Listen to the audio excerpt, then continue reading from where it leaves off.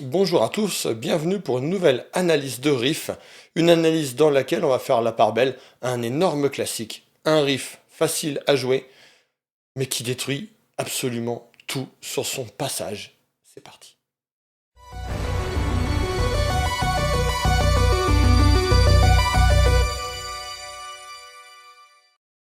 Riff classique s'il en est, il s'agit d'un des piliers du heavy metal qui a fait la part belle, bien entendu, à Tony Iommi, le riff lord de Black Sabbath, qui, eh bien, avec quelques-uns de ses collègues riffs légendaires, a permis de poser tout simplement les bases du heavy metal, mais aussi du doom metal, quelque chose de lourd, quelque chose de pesant, que l'on connaît, hein, bien entendu, et qui est très classique.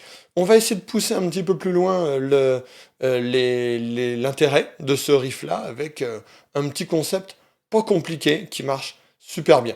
On passe en deuxième cam. Ce riff, il s'agit de celui d'Iron Man qui sonne de la façon suivante.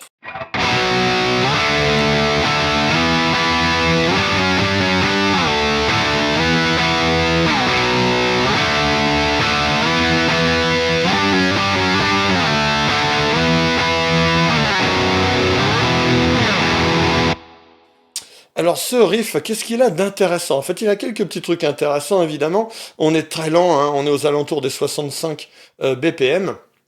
Et il est hyper lourd, vous avez vu, on peut vraiment négocier uniquement avec des coups vers le bas. On a du slide qu'on va essayer de ne pas faire trop rapide, on va essayer de traîner un petit peu en longueur au niveau des slides. Et on a bien entendu eh bien, une tonalité de mi mineur naturel, mais qui est annoncée étrangement par un si-5. Si on réfléchit quelques instants en modal, le fait d'annoncer un si alors qu'on est en tonalité de mi mineur naturel, eh bien, ça nous renvoie au mode relatif phrygien. Donc là, en fait, quand on annonce un si, c'est très intéressant parce que ça a tout simplement l'illusion, ça donne l'illusion à l'auditeur qu'on est en phrygien, alors qu'en général, quand on a un riff en mi, on commence par le mi, hein, vous voyez.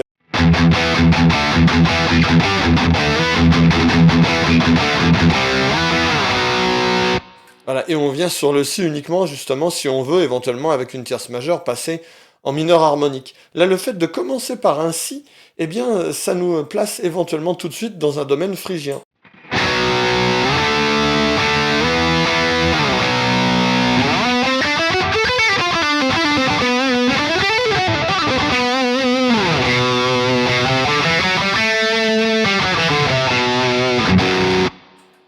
Et là, du coup, ce qui est intéressant dans ce riff-là, c'est évidemment d'avoir la main lourde, de faire extrêmement traîner la chose. Mais moi, je vais vous parler d'un petit concept que vous connaissez peut-être, mais que les débutants éventuellement ignorent. C'est le principe de l'alourdissement avec la quinte inférieure. Je vous propose une version un petit peu alternative de ce riff-là. Et ça va être très simple. Il suffit, pour chacun des power chords, avec une tonique sur la corde de La, il suffit d'allonger un petit peu la première phalange de l'index pour pouvoir attraper une quinte à l'octave. Par exemple, quand on commence par le si, on a le si et le fa dièse. Et ben on va essayer de chercher un fa dièse à l'octave inférieure pour alourdir l'intervalle. On n'est toujours pas sur un accord, parce qu'un accord c'est une triade tonique tierce quinte, mais on est sur un intervalle alourdi, quelque chose qu'utilise énormément James de Metallica, pour pouvoir alourdir un petit peu ces power chords. Voici le riff original, et voilà la version avec la quinte à l'octave inférieure.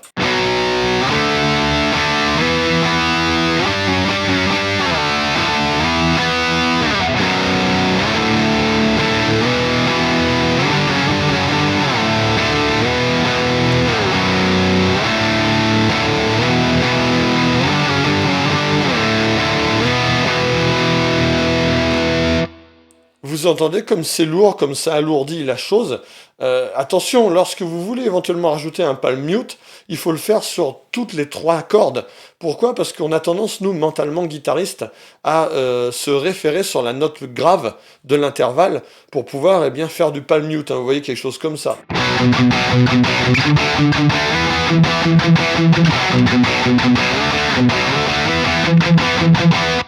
Là, si on essaye de le faire avec l'octave inférieure de la quinte, eh ben, c'est pas la tonique de l'accord. Donc si vous voulez pas le muter, vous faites la totalité, vous vous prenez pas la tête.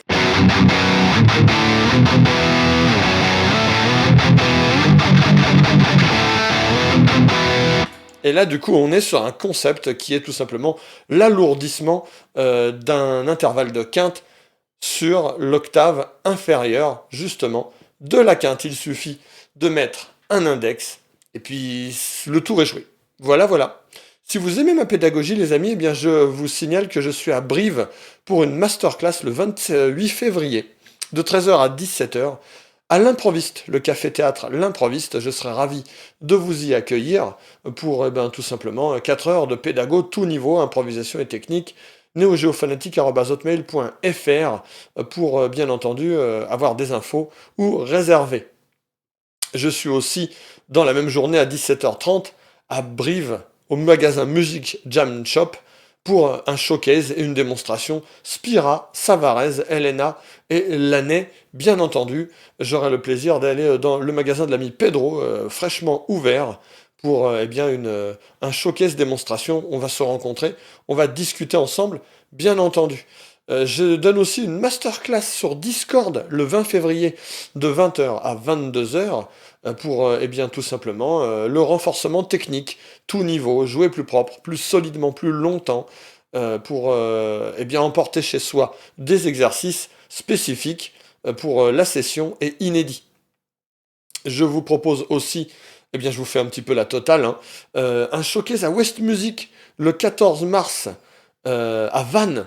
Voilà, un showcase gratos au magasin West Music le 14 mars à partir de 15 h 30.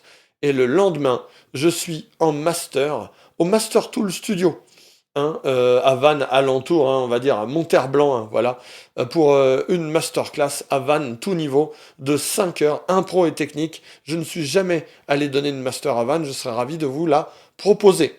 Et je profite aussi de cette occasion pour vous dire que je suis à Rouen pour un autre thème, technique guitaristique, le 28 mars. Donc là, je vous parle un petit peu de tout ce qui va se passer en février-mars, comme ça au moins, ce sera fait, si je puis dire, au studio TSR, neogéofanatique@hotmail.fr pour vous inscrire, ou alors tout simplement mon site. Vous avez mon site neogéofanatique.fr qui contient toutes les infos dans la rubrique événements, et vous pouvez vous inscrire de base en envoyant un message depuis le site. Voilà les amis, bonne guitare à tous et à plus sur la chaîne. Bye bye, ciao.